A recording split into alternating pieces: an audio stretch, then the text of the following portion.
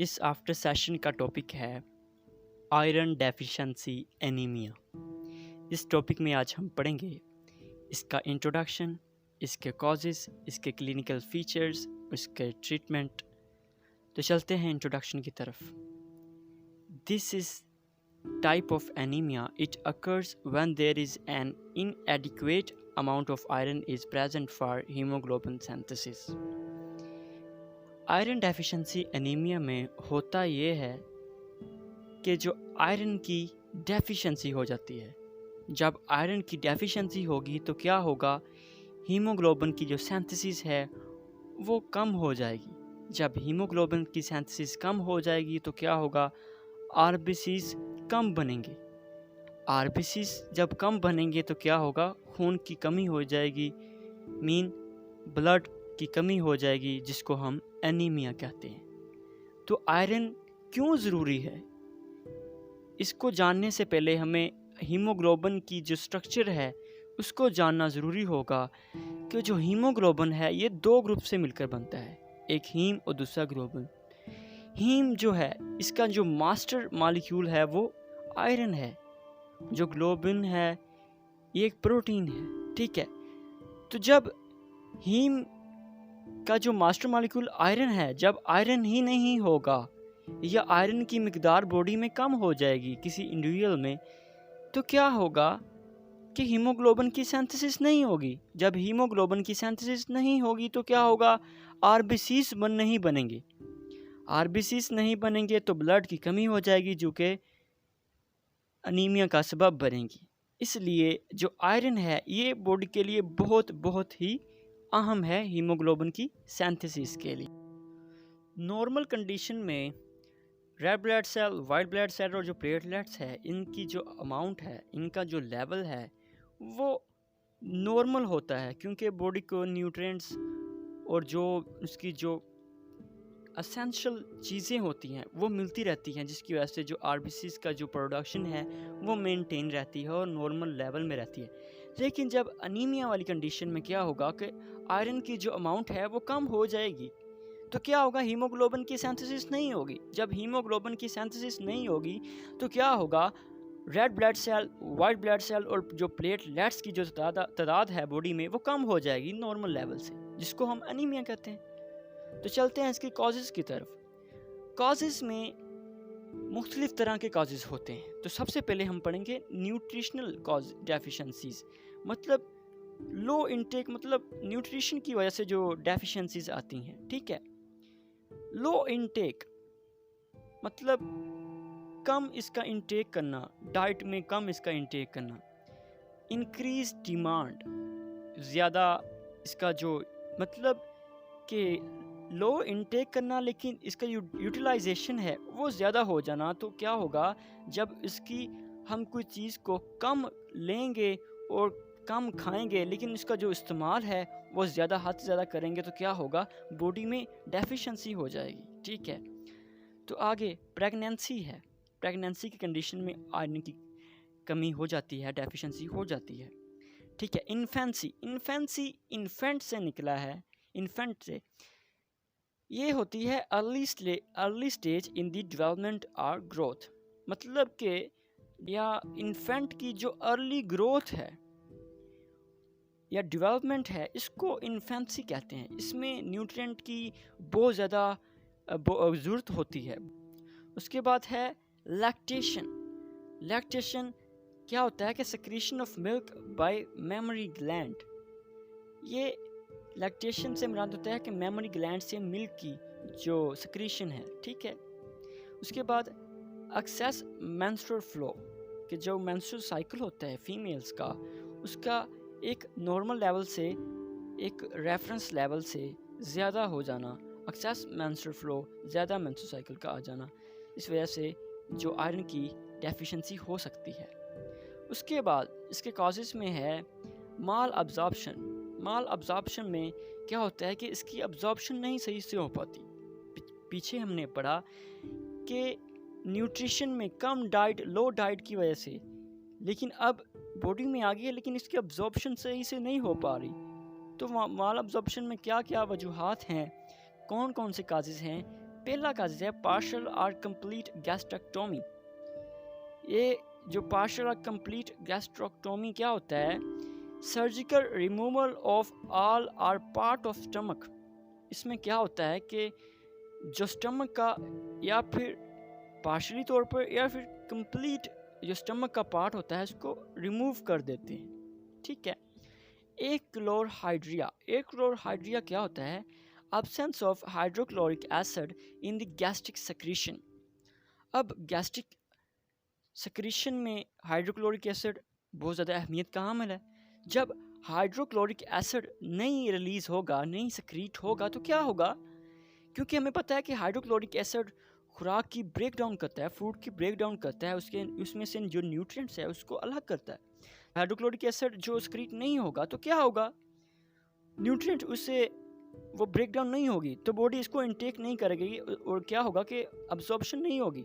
ठीक है, इसलिए एक्लोरहाइड्रिया माल अब्जॉर्प्शन की एक कॉजेज है। ठीक है। उसके बाद स्टीटोरिया क्या होता है? Secretion of fat with faces. मतलब कि क्या होता है कि जो न्यूट्रिएंट्स हैं वो बॉडी में अब्जॉर्ब नहीं हो पाते तो क्या होता है? वो सक्रीट हो जाते हैं फेसिस के थ्रू। ठीक है। उसके बाद है सीलियाक डिजीज। इसमें क्या होता है कि injection of gluten leads to damage in the small intestine. ठीक है। इसमें इंजेक्शन होती है, डाइजेशन होता है, डाइजेस्ट करना, अब्जॉर्ब कर लेना, लेकिन इंजेक्शन होती है कि उसका अब्जॉर्प्शन ना होना। Injection of gluten leads to damage in the small intestine. ठीक है। उसके बाद इंटेस्टाइनल ट्यूबरकुलोसिस और आगे इसके जो कॉजेस हैं अक्यूट और क्रोनिक ब्लड लॉस। हम कॉजेस पढ़ रहे हैं आयरन डेफिशिएंसी एनीमिया की कि कौन सी वजूहात है जिसकी वजह से आयरन की बॉडी में कमी हो जाती है जो कि फर्दर हीमोग्लोबिन सिंथेसिस की कमी का सबब बनती है। तो इनमें जो सबसे पहले हमने पढ़ा वो था उसका जो न्यूट्रिशनल डेफिशिएंसी। उसके बाद हमने पढ़ा इसके माल अब्जॉर्प्शन के बॉडीज़ में अब्जॉर्ब नहीं हो पाता। उसके बाद है अब ब्लड लॉसिस कि खून का जो बहाव है, ब्लड लॉस हो जाना, उसकी वजह से भी खून की कमी हो जाती है। ठीक है। उसमें क्या क्या आता है? सबसे पहला है पेप्टिक अल्सर। ये क्या होता है कि ओपन सोर पेप्टिक अल्सर क्या होता है कि ओपन सोर that develop on the inside lining of the your stomach and the upper portion of your small intestine. इसमें होता क्या? पेप्टिक अल्सर ये स्टमक में या फिर स्मॉल इंटेस्टाइन का जो अपर पोर्शन है उधर सोर जख्म बन जाते हैं। ये एक डायग्राम है, इधर आप देख सकते हैं। ये अल्सर, पेप्टिक अल्सर को जो दिखा रहा है, ये सोर्स बन गए, जख्म बन गए हैं। ठीक है। इन जख्म को हम पेप्टिक अल्सर कहते हैं। ठीक है। उसके बाद क्लोनिक कार्सिनोमा। क्लोनिक से मुराद मतलब ये क्लोन के रिलेटेड है, लार्ज इंटेस्टाइन के। Carcinoma cancer related. It is a cancer और malignant tumor of the large intestine which may affect the colon or rectum। वही बात कि ये कैंसर है जो कि कलोन को इफ़ेक्ट करता है। ठीक है। उसके बाद हेमरॉइड है जिसको हम पाइल्स कहते हैं। उसके बाद हुकवर्म इन्फेक्शन है। उसके बाद ब्लीडिंग डिसऑर्डर्स है।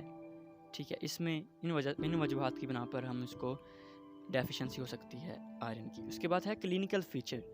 क्लिनिकल फीचर में हम पढ़ेंगे कि कौन कौन से ऐसे सिम्टम है जो पेशेंट शो करता है जिसको हम रेफर करते हैं कि इसको आयरन डेफिशिएंसी एनीमिया हो गया है। The symptoms of iron deficiency anaemia are similar to all other anaemia include fatigue, weakness, pallor complexions. Pallor complexion क्या है? फटीग, थकावट, वीकनेस, वही के थका थका सा महसूस होना, कमज़ोरी। उसका पेलर कम्प्लेक्शन ये है कि ये एक नॉर्मल है। ये साइड जो ये बॉडी की जो ये साइड है ये नॉर्मल है, लेकिन जो ये है ये पेलर है जो कि एनीमिया की वजह से होगी है। अक्सर एनीमिया में ये पेलर कम्प्लेक्शन एक आम सी सिम्टम है। ठीक है। आगे इसकी जो स्पेसिफिक रीज़न है वो हम पढ़ेंगे। Symptoms specific to iron deficiency anaemia में इंक्लूड एपिथेलियल चेंजेस, एपिथेलियल्स में तब्दीली आ जाना। ब्रिटल नेल्स एंड हेयर, ये नेल्स जो हैं ये ब्रिटल्स हो गए और हेयर्स, ठीक है। उसके बाद क्लोनिचिया स्पून शेप्ड नेल्स। उसके बाद atrophy of tongue. Atrophy of tongue से मुराद, ये एक डायग्राम है, इसमें एट्रोफी ऑफ टंग हो गया है, इसको डैमेजेस आ जाना, जो टंग है इसमें डैमेजेस आ जाना, ठीक है। ग्लोसिटस, ये इसके रिलेटेड है, ग्लोसिटस भी, ठीक है। उसके बाद एंगुलर स्टोमाटाइटस,